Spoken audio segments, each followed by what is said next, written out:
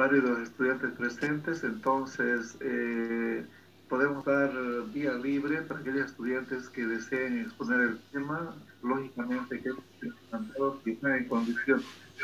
Bom dia, doutor. ¿Cómo está? Buenos días. Bien.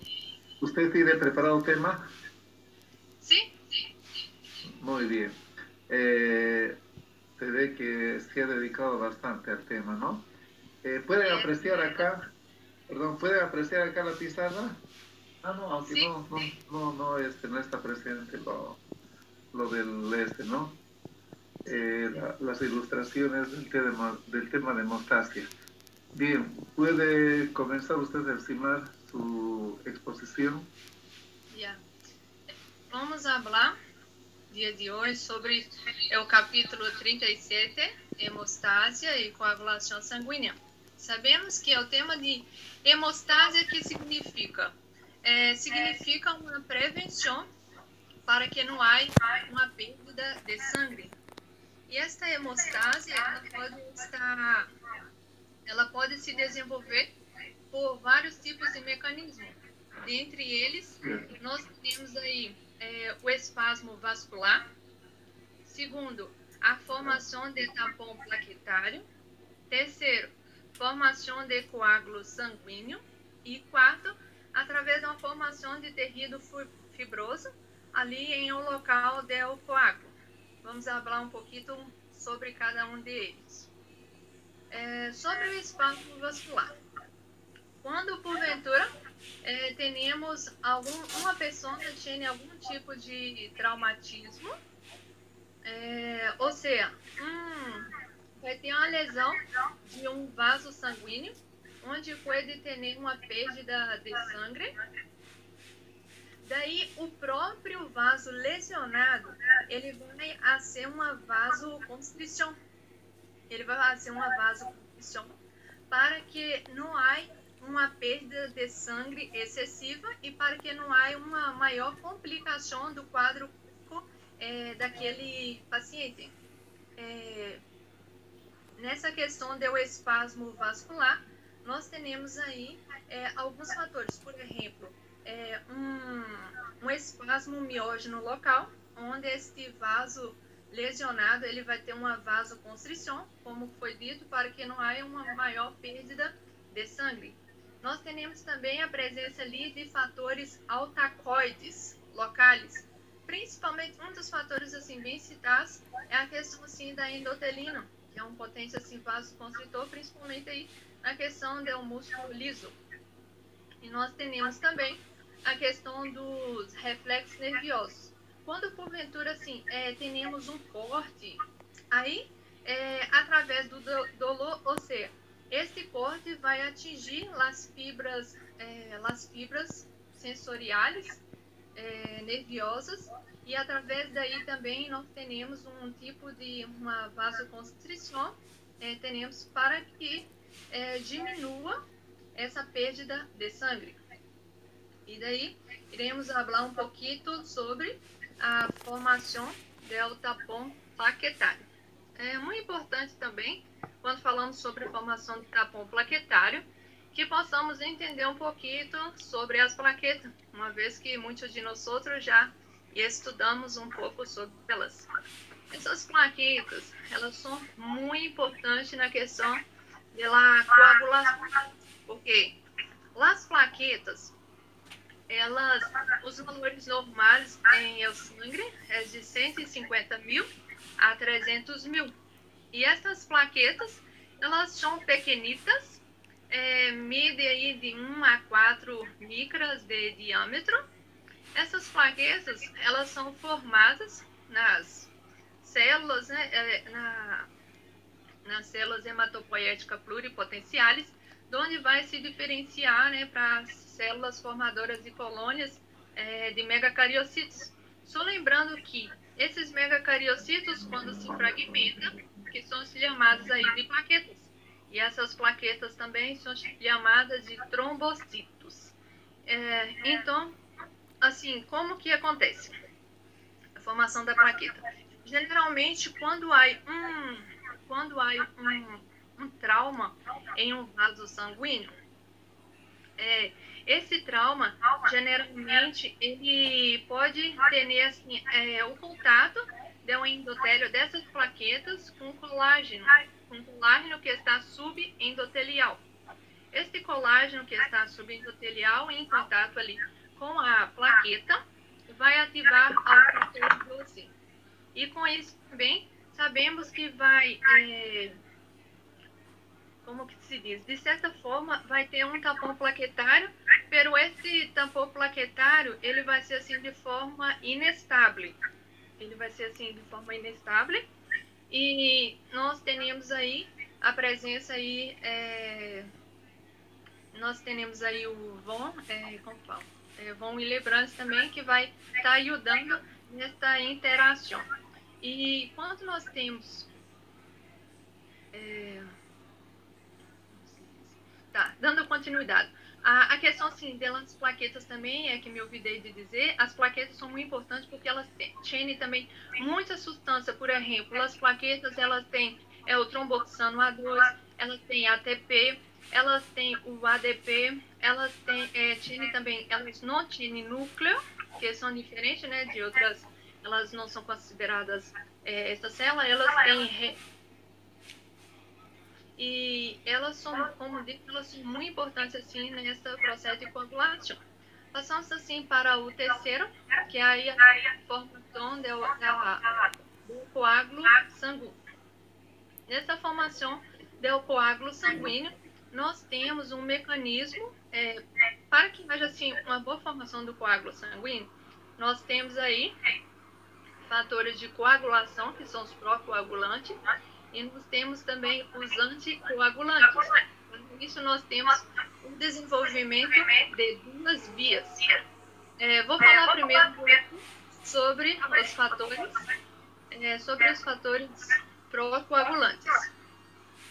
Por exemplo, nós temos daí o primeiro fator, que é o fibrinógeno, o segundo fator, que é a protrombina, o terceiro fator, que aí o terceiro fator é o fator tissular, o quarto é o cálcio, o 5 é a proacelerina, o 7 não há o sexto, o sétimo é proconvertina, o oitavo é o fator antihemofílico A, o nono é o fator antihemofílico B, também chamado de fator de Crissiman, o 10º é fator de Stuart-Brauer, e o 11 é fator antihemofílico C, o 12 é fator de Arrhenius, e o 13 é o fator estabilizador da fibrina, e temos ainda 2, que é o fator de pré-calicreína, que é o fator de Flesser, e o fator de fibrinógeno de alto peso molecular, que é o fator de é um nome complicado. Friedgerar. Isso, e daí, nós temos os dois tipos de vias. A via intrínseca e o mecanismo da via intrínseca e a via extrínseca. A via extrínseca acontece da seguinte forma. Quando nós outros temos algum tipo de traumatismo, o que acontece? Aquele vaso lesionado ou células tissulares lesionadas, pode ser células tissulares de qualquer parte, células hepáticas, células nerviosas, qualquer que seja a célula. Essas células, elas vão liberar substâncias, principalmente o fator tissular, que é o fator 3, como foi dito. Esse fator 3, ele vai ser muito importante na ativação do fator 8. Esse fator 8, que é o fator antihemofílico A, e daí esse fator... me ouvi, é o 7, é o fator 7, que é a proconvertina. Esse fator 7 vai ser muito importante na ativação do fator 10. Esse fator 10, ele vai atuar ativando o fator 5, que juntamente ali com o cálcio, com os fosfolípidos, vão fazer com que vão fazer com que a protrombina, que é o 12, se converta em trombina. E esta trombina vai fazer com que os monômeros de fibrina se transformem em fibras de fibrina. E essas fibras de fibrina vão se disponendo tipo em forma de rede. Pero são a ligação no covalente, são assim de forma inestável. E uma vez que, quando se adere com esta rede, atrapa todo tipo de leucócitos, eritrocitos, e nessa rede também tem muito tipo de plaquetas. E no interior das plaquetas, nós outros temos o fator 13, que é o fator estabilizador da fibrina. E esse fator estabilizador da fibrina faz com que esta rede, estabilizador da fibrina, por exemplo, como se as fibras de fibrina se fossem assim de forma paralela, e esse fator estabilizador da fibrina vem como se fosse de forma diagonal, fazendo com que esta rede seja de forma eficaz, tornando um coágulo mais compacto. Esse coágulo compacto vai impedir de que ele seja arrastado por alguma forma e impedindo que o sangue passe através daquela herida. A via intrínseca acontece da seguinte modo. A via intrínseca, geralmente, quando temos algum tipo de lesão em o vaso, nós temos aí a ativação do fator 12. O fator 12, como já foi dito anteriormente, esse fator, como se diz, fator de Arrham, ele vai fazer com que esse fator de Arrham, juntamente, ele vai, quando ele entra em contato com as plaquetas, onde tem o fator estabilizador da fibrina, que é esse fator 13, ele vai fazer, principalmente aí também com a intervenção aí dos fosfolípidos que estão lá na membrana das plaquetas, os fosfolípidos que estão na membrana dos tecidos tissulares, vão fazer com que ative o fator 11. Esse fator 11, por ação também da pré-kallikreina e do fator também de fibrinógeno de alto peso molecular, vai fazer com que o fator 11 ative o fator 9. E o fator 9 vai atuar juntamente com o fator 8, que já está ativado pela via extrínseca, vai fazer com que ative ao fator 10. A partir desse momento, eles já vão seguir a mesma linha de raciocínio, como já foi dito, na via extrínseca. E é muito importante também a questão de... vamos falar um pouquinho agora sobre as enfermidades. As enfermidades hemorrágicas. As enfermidades hemorrágicas, elas podem se dar através de, por exemplo, 3 causas. Ou seja, por exemplo, pode ter tipo uma deficiência de vitamina K, pode ter também uma deficiência do fator 8, e pode também a questão da fator 8, a questão da hemofilia clássica, e pode ter também a questão da deficiência das plaquetas, que é a questão da trombocitopenia. Vou falar sobre a deficiência da vitamina K. A vitamina K é uma vitamina muito importante. Como que nós outros adquirimos a vitamina K? Se é através dos alimentos, que se é através das frutas, das verduras, principalmente verduras verdes.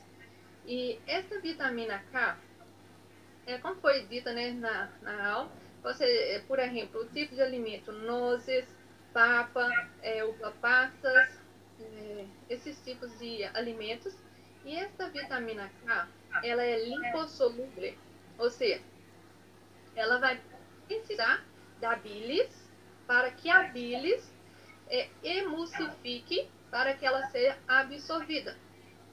Falando um pouquinho sobre a bilis é esse fluido, né? Esse fluido biliar que é produzido pelo hígado e armazenado em la vesícula biliar. Ele vai sair através das vias extrahepáticas e vai se armazenar na vesícula biliar. Da vesícula biliar, ela vai estar saindo aí através do colédoco e vai desembocar na ampolha de Vater, na segunda porção do duodeno. E acontece que no intestino, essa bilis ela vai emulsificar todo tipo de alimento que nós outros ingerimos, principalmente esses alimentos llenos de graça. E como disse sobre a vitamina K, que está numa forma lipossolúvel, essa bilis é de extrema importância para emulsificar essa vitamina K, o nosso organismo chegar a absorver esta vitamina K. Uma vez que está totalmente diluída essa vitamina K, ela vai transportar, do intestino, ela vai ligar ao hígado na forma de ácido glutâmico. E esse momento, quando ele liga ao hígado em forma de ácido glutâmico, ela vai se converte, né? Quando ela chegar ao hígado, ela vai se converter em ácido glutâmico e ela, através da enzima carboxilasa hepática, vai inativar esta vitamina K e vai deixar de forma armazenada, em caso de uma posterior necessidade de ela, para que possa ser depois ativada. Depois, quando o nosso corpo necessita de vitamina K, tem uma outra enzima, que é o complexo epóxido redutasa, vitamina K1, que esse complexo epóxido redutasa vai ativar a vitamina K.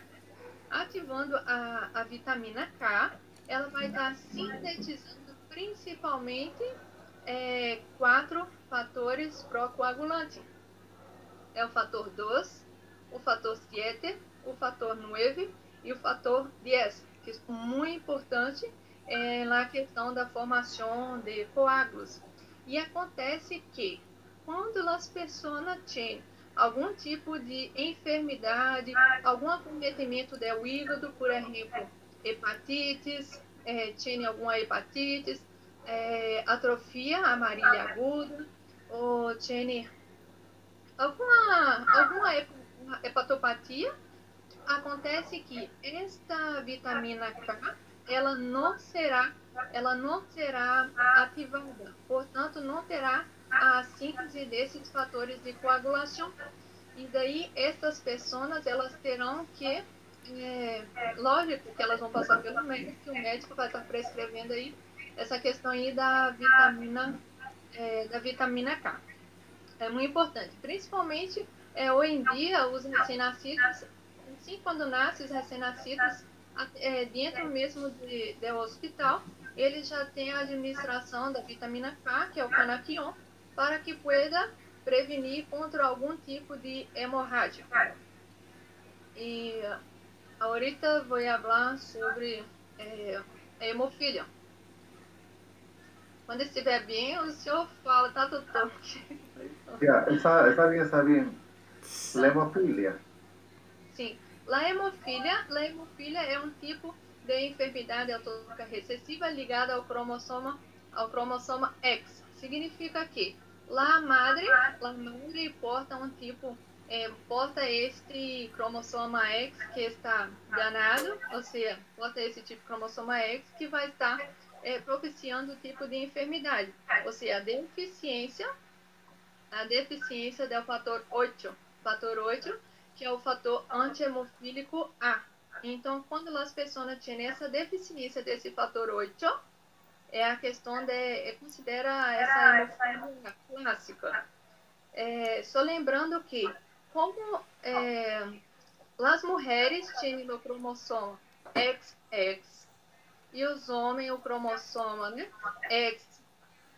XY, quando o homem tem, se ele hereda de sua madre o cromossoma X afetado, esse homem já vai ter esse tipo de enfermidade. Portanto, as mulheres, por ter dois cromossomas X, se ela tem apenas um cromossomo X, significa que ela não tem a enfermidade, ela é apenas portadora. A origem, quando ela tem esses dois cromossomas X afetados, aí sim ela terá a enfermidade, expressará essa enfermidade. E essa hemofilia é muito, de certa forma, muito preocupante, porque em la hemofilia nós outros temos uma hemorragia de vasos grandes. Às vezes, assim, as pessoas vão ao toalete e vão escovar lá as encias, né, e aí começa aquele sangrado e nada hace com que esse sangrado pare.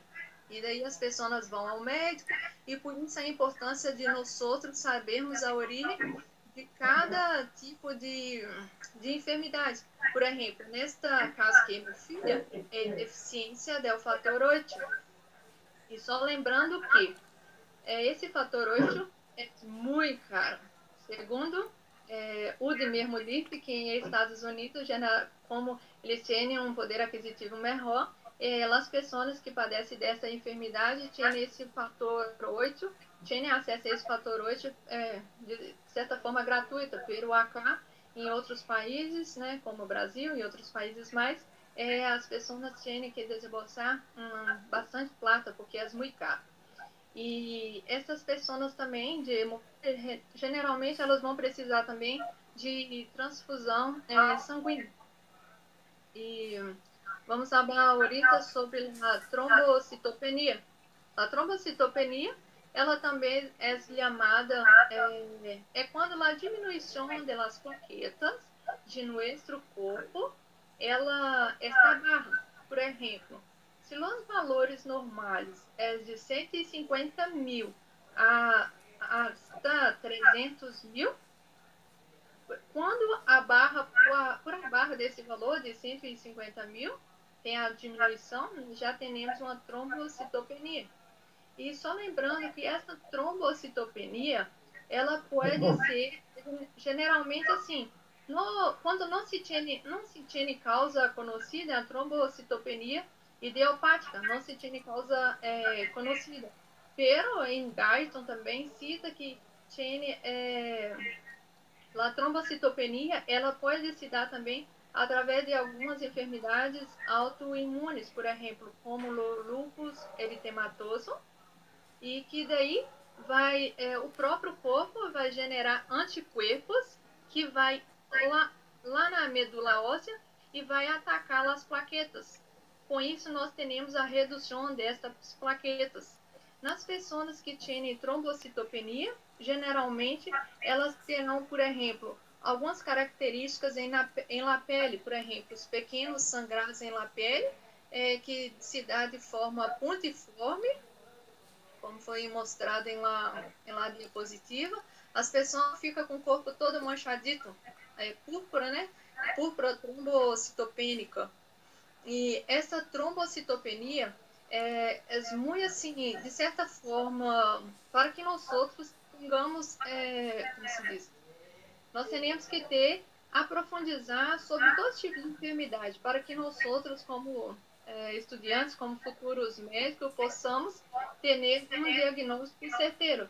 Por exemplo, se a pessoa tem uma trombocitopenia, a diminuição das plaquetas, nós outros, né, principalmente assim que avaliarmos o recuento, nós devemos pedir o recuento de plaquetas e a partir daí então avaliar o que está levando essa trombocitopenia, se tem alguma causa associada. E só lembrando também que as pessoas diabéticas, assim como de uma enfermidade pode levar a várias outras complicações devido a agravamentos assim do quadro clínico, né? E só lembrando que nesta trombocitopenia, que nós outros devemos fazer a transfusão de plaquetas quando nós outros temos que solicitar sangue a fresco, Por exemplo, se a vida média das plaquetas é de 8 a 12 dias, se solicitarmos plaquetas em um banco de sangue, muitas vezes aquele sangue está lá muito mais de semanas e as plaquetas têm a vida média de 8 a 12 dias. E com isso, essas plaquetas já não serão úteis, porque já se foi a vida útil de elas. Então, por isso, temos que ter aí, solicitar um sangue a fresco, e para que possamos, né, infundir essas plaquetas e para que possamos melhorar o quadro de esta pessoa. E geralmente, quando essas plaquetas estão assim abaixo de 50.000, já começa o sangrado. E geralmente, quando chega ao valor de 10.000, a pessoa não suporta y muere. Bien, háblanos de la tromboembolia, que es un apartado muy interesante que creo que todos debemos, pero debo aclarar antes de que la clase la vamos a hacer el día de mañana. Usted se estará sorprendiendo por qué su compañera está adelantando el tema, porque ella estuvo presente en la clase del día viernes, por eso que no correspondía al grupo, pero invité a algunos que puedan asistir. De ese modo su compañera es que trató de preparar bien el tema y está presentando, pero nosotros el tema lo presentamos mañana y hoy día mismo vamos a profundizar un poco con diapositivas para poder comprender lo que su compañera está hablando, porque es un poquito dificultoso sin imágenes poder comprender, pero estamos comprendiendo y teniendo pautas de cómo es esta enfermedad. Una complicación frecuente es la tromboembolia, ¿no? O con relativa frecuencia en ciertas situaciones, ¿no? Bien, entonces, háblenos lo que es la tromboembolia y el tratamiento y la prevención. Y los factores que la causan la tromboembolia. Já. Tá. La tromboembolia, por exemplo, enfermidade. Primeiro vamos definir o que é trombo. Geralmente, trombo é classificado quando temos um coágulo de forma anormal em nosso corpo. De forma patológica por algum tipo, por alguma causa, nosso corpo, ele genera um trombo. E este trombo, quando ele está simplesmente aderido ao endotélio, ele é chamado de trombo. Pero quando este trombo ele se desprende do endotélio e caminha livre sobre o endotélio, ele é chamado de êmbolo. Geralmente, quando as pessoas, por exemplo, quando tem as pessoas estasis venosa, principalmente as pessoas que estão estão em LCTI, né? As pessoas que têm que ficar muito tempo acamada, elas têm lá estasis venosa, ou seja, elas não se movem, elas ficam paraditas e esse sangue está estagnado. E esse sangue estagnado por várias horas vai fazer com que haja a liberação de trombina, de fatores coagulantes. E esses fatores coagulantes vão fazer com que genere esse tipo de trombo, como disse. Esse trombo, por exemplo... O sea que algunos pacientes que están inmovilizados por una cirugía, por una prótesis, sobre todo de los miembros inferiores, están expuestos a desarrollar estas complicaciones, ¿no es así?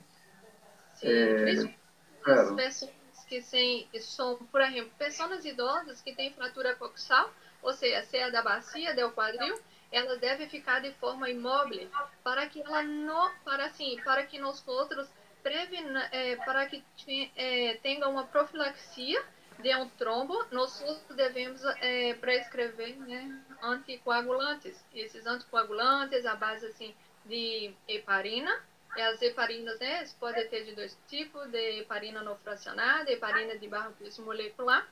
E essas heparinas, juntamente, elas vão simplesmente elas vão, em lacinergia, elas vão potencializar. Quando lá a heparina se junta com a antitrombina 3, ela vai potencializar esse fator anticoagulante, para que essas pessoas também não desenvolvam um tipo de trombo. E só lembrando que as pessoas que têm diabetes, essas pessoas que têm diabetes também, de cada 10 pessoas que têm diabetes, 4 dessas elas são vulneráveis, né, devido às pesquisas, conforme Gaito disse também, elas estão propícias a esses eventos tromboembólicos. Por isso que devemos estar atentos a todo tipo de enfermidade, como diz, por exemplo, uma pessoa que tem diabetes pode desenvolver um tromboembólico. Por exemplo, se tem um trombo, esse trombo pode se desenvolver tanto em uma vena como em algum tipo de artéria. E esse trombo, como diz, a partir do momento que ele se desprendeu do vaso, ele se tornou um êmbolo. Por exemplo, esse êmbolo, ele pode pegar e viajar ali, ele pode ligar ao coração através da aurícula direita, passar para o ventrículo direito, ali da parte, e através das artérias pulmonares, ligar ao pulmão. Quando ligar ao pulmão, nós temos aí um edema arterial, nós temos aí uma embolia arterial pulmonar. Isso acontece que este êmbolo, ele vai e queda, tipo atrapalha o vaso, ele obstrui aquele vaso. Como ele obstrui esse vaso, nós não temos ali as trocas gasosas que seriam necessárias. Por exemplo, nós não temos em aquele espaço ligada de eritrocitos. Sabemos que o oxígeno ele vem através dos eritrocitos, e quando não temos esse tipo de trocas gaseosas, nós temos aí uma hipóxia tissular. E geralmente essas pessoas, principalmente falando aí da questão do pulmão, essas pessoas pode ter uma dor no peito muito forte, porque naquele local será liberada algumas substâncias, por exemplo, como bradicinina, ácido láctico, histamina, e a pessoa vai sentir uma dor no peito muito forte e pode ter também, né, como disse, uma dificuldade respiratória muito grande. Quando esse êmbolo, né, quando esse trombo, essa embolia, esse trombo, que está no caso aderido, esse trombo, ele obstrui a artéria pulmonar. Ele pode obstruir a artéria pulmonar direita ou esquerda. Quando é tempo, a pessoa tem uma morte fulminante. Quando ele obstrui, por exemplo, a artéria pulmonar direita, a pessoa, dentro de horas ou passado alguns dias, pode também evoluir para a morte. Por isso que nós devemos estar muito atentos quanto a isso, que às vezes nós pensamos que os pacientes estão bem, mas nós não sabemos como está por dentro, como está evoluindo por dentro. E principalmente nós temos aí no pulmão e no hígado, principalmente, nós temos as células sebadas. Nós temos os mastocitos, eles liberam a heparina. E esta heparina vai, de certa forma, ajudar para estar prevenindo para que no pulmão, no hígado, não tenha esse tipo de trombo. Pero eles liberam muito pouca quantidade. Mesmo que tenha mais mastocitos no pulmão, no hígado, pero acaba dependendo da quantidade, trombo será de forma insuficiente. Por isso que nós outros devemos entrar ali com os anticoagulantes. E temos aí esses anticoagulantes, como foi dito, a heparina, né, que é de forma não fracionada, de baixo peso molecular. Temos também as cumarinas, e essas cumarinas aí, que é a varfarina, ela vai estar inibindo, inativando a vitamina K. E sabemos que essa vitamina K, como já fui falado, ela é muito importante, porque ela vai sintetizar os fatores de coagulação, que é os fatores para que fique, né, como fique de forma mais objetiva, para que os outros estudantes podem compreender, como o Udi mesmo disse em classe. Por exemplo, só gravar um número 1972. 1000, por exemplo, pegou 1000, representa o 0, fator 10, 9, é o fator 9, o fator 7 e o fator 2. Então, esta vitamina K ela vai estar ativando, né, estes 4 fatores pró-coagulantes, que é muito importante também. E só uma coisa também que é muito importante, por exemplo, a vitamina K, que geralmente muitas pessoas pensam que a flora, né, intestinal só nos causa problema. É muito interessante que nossa flora intestinal sintetiza vitamina K. Sí. Então, assim, essa parte... La vitamina K, perdón, la vitamina K va a favorecer la síntesis del factor 10972 y también de un anticoagulante. ¿Cuál de ellos es ese anticoagulante? Vai favorecer a questão da vitamina C, pero é a vitamina C inativada. No. Proteína C, proteína C. Sim. Proteína C, no es vitamina, es proteína C. Sí, perdón, sí, proteína C. Pero é a proteína C de forma inativa. ¿Y cuándo se activa? Essa proteína C vai se inativar quando a proteína trombomodulina se une com a trombina. Com a trombina. E daí vai estar ativando essa vitamina C. E a principal função dessa vitamina C é inativar o fator 5 e o fator 5 e o fator 8, se não me equivoco. Bien. ¿Y con qué se podría destruir el coágulo? Es decir, este trombo que se forma, ya sea cuando se origina en las venas, puede producir una trombosis pulmonar.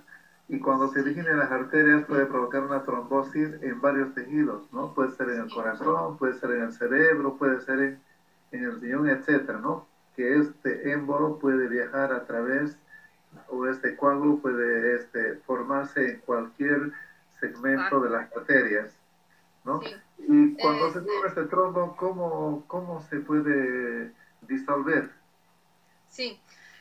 Nuestro corpo, nosso corpo tem um mecanismo próprio para que pueda destruir esse tipo de coágulo. Por exemplo, nossas células endoteliais, nós temos o plasminógeno.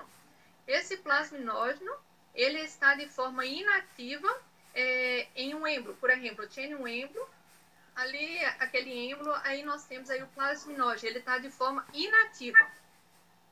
Quando este coágulo já realizou sua função, já evitou a perda de sangue, já fechou a herida, o que acontece? Esse plasminógeno, ele vai ser ativado. Ele vai ser ativado pelo fator ativador de plasminógeno, que é o T, fator ativador de plasminógeno. Ele vai ser ativado, fator ativador de plasminógeno tisular. Isso. E daí, o que acontece? Esse plasminógeno, ele vai se converter em plasmina. Esta plasmina, na verdade, que é muito eficiente, essa plasmina, ela vai lisar esse coágulo, ou seja, ela vai pegar e vai destruir esse coágulo. Principalmente, muitos tipos de coágulos, eles usam esse fator ativador de plasminógeno tisular para que se destrua esses tipos de coágulo, para que, né, porque, por exemplo, se esse coágulo vai parar em o cérebro, né, a pessoa pode ter aí um acidente vascular cerebral e pode ter várias complicações, porque pode parar em qualquer parte do corpo, então se destrói esse coágulo através dessa plasmina, desse fator, né, ativador de plasminógeno, que se converte em plasmina. E também com os anticoagulantes, que já, como já foi dito, né? Presentación muy buena, muy buena. Tá bem. Vou passar para aqui para não esquecer de alguma coisa. Sí, sí, hay que... No, está excelente su presentación, muy buena. Graças, Pero doutor.